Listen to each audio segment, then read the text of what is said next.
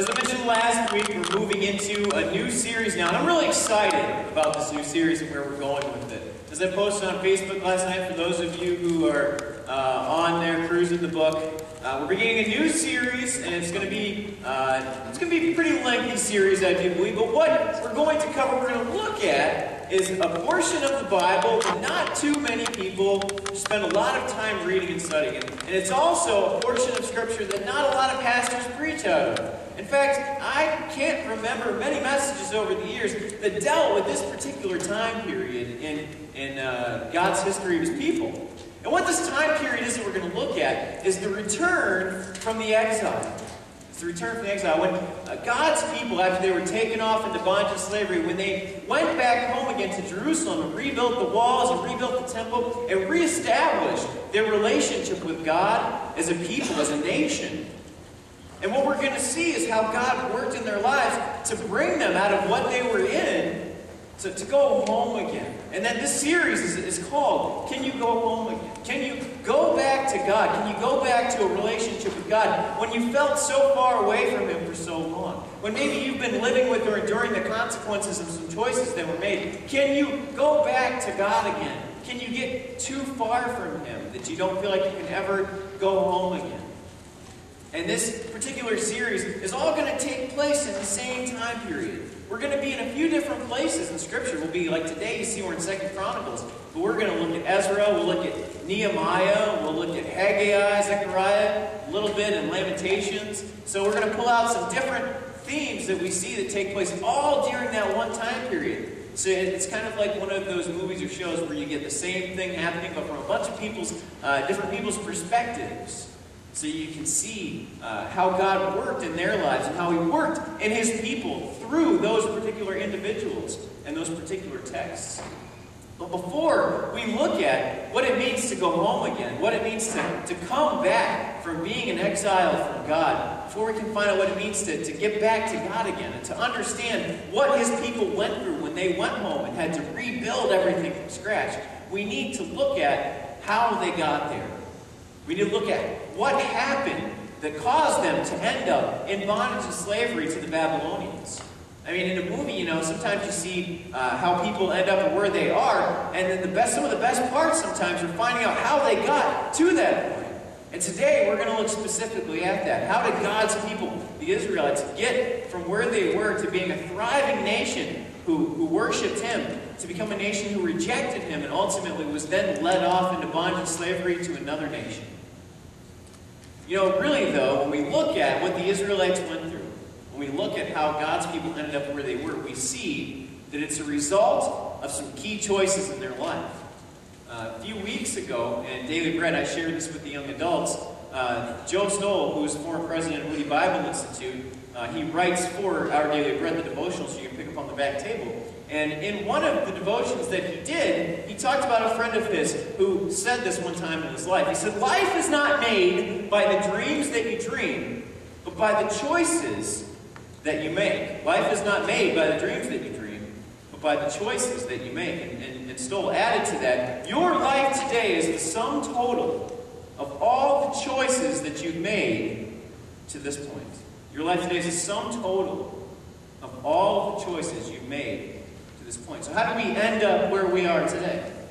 How did God's people, the nation of Israel, end up where they ended up, where they were being hauled off to be ruled over by another people, by another nation? How they ended up was the choices, the culmination of the choices that they made. And not only the actions, but the attitudes that got them there.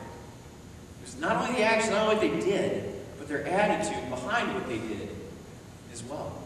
And in 2 Chronicles chapter 36 today, we're going to see some of the key attitudes that led God's people into a literal physical bondage and slavery. And those very same attitudes are some of the attitudes that we have today that lead us into bondage and slavery, to behaviors, to patterns of life, to certain choices that we don't feel like we can get out of, to certain other attitudes, to affecting our relationships. We're going to look at three key attitudes today from 2 Chronicles 36 that can lead us into spiritual slavery. Much as God's people were led into literal physical slavery, we can be led into spiritual slavery in our own lives as well. Slavery to our actions, attitudes, and habits. 2 Chronicles chapter 36. We're going to take a look at what are some attitudes that send us into spiritual slavery. Go ahead and flip that for me there, Ashley. Want everybody to see? There's a rough map of the Babylonian exile and how you see God's people were dragged out of Jerusalem and they were led all the way to Babylon. That's far from home. That's far from home. And sometimes we feel that way as well. We get caught up in certain things, patterns, habits in our life. We get caught up in bad relationships. We feel far from God. We feel far from home, from our relationship with Him. And those three attitudes from 2 Chronicles 36, we see that the first attitude that can lead us into spiritual slavery is a refusal to give our hearts to God. The first attitude is a refusal to give our hearts to God. We see that a lack of humility before God guarantees that someone or something else will master us. We see that a lack of humility before God guarantees that someone or something else will be our master. Now, if I asked you today, how many of you could tell me about King Zedekiah and tell me anything about him at all, maybe even tell me about who he was, how many of us would be able to raise our hands and say, yeah, I know all about King Zedekiah? Yeah, I'll tell you, I didn't know a lot about him before I started studying this out. Well, King Zedekiah, much like the kings that came after Solomon, we find in Israel and in Judah's history, it was up and down. They were either kings that loved God and served Him and obeyed Him, or they were kings that absolutely despised God, turned from Him, and led the nation into all kinds of idolatry and bad things. King Zedekiah, who we're going to look at today, is actually the last king that we find recorded in the Old Testament. He's the last king that is talked about, and ultimately he is the last king of God's people who, well, he was just not a good guy. I don't really know how else to put it. You'll see that in the text as we explore it today. Zedekiah wanted nothing to do with God, as we find in the first 3 verses in particular. We see Zedekiah was 21 years old when he began to reign. So he's a pretty young guy, 21. He reigned 11 years in Jerusalem. In verse 12 it says, he did what was evil in the sight of the Lord his God. He did not humble himself before Jeremiah the prophet, who spoke from the mouth of the Lord.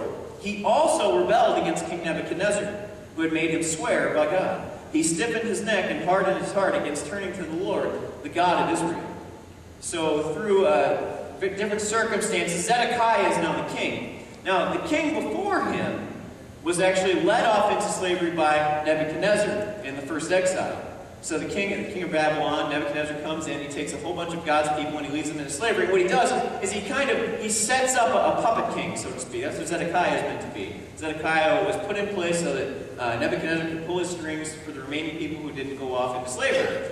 Now, it doesn't really work out like Nebuchadnezzar had planned, because Zedekiah is his own man, and he doesn't really want to be led by anyone, not God, and certainly not Nebuchadnezzar. So, ironically, incidentally, Zedekiah is actually the uncle of the king that came before him. So as Nebuchadnezzar comes in and he removes that other king, he puts his uncle Zedekiah in place. So there's this whole family thing going on too. So you can do the math there. The math's kind of tricky, but maybe it's one of those kind of things, those of you who know my family, where Mikey is actually like Derek's uncle, even though they're the same age. It might be one of those kind of deals, I don't know. But nonetheless, that's what we're dealing with here. Zedekiah is 21 years old, and he says, I don't really want anybody to rule over me. I'm the king. Right? He says, I'm the king, not God, not Nebuchadnezzar. And he does his own thing. He ultimately turns his back completely on God. And what we see in that is this, first and foremost, that pride is one underlying reason that we don't give our heart to God. Zedekiah is a proud man. You even see in the text there, he says he refuses to humble himself before Jeremiah.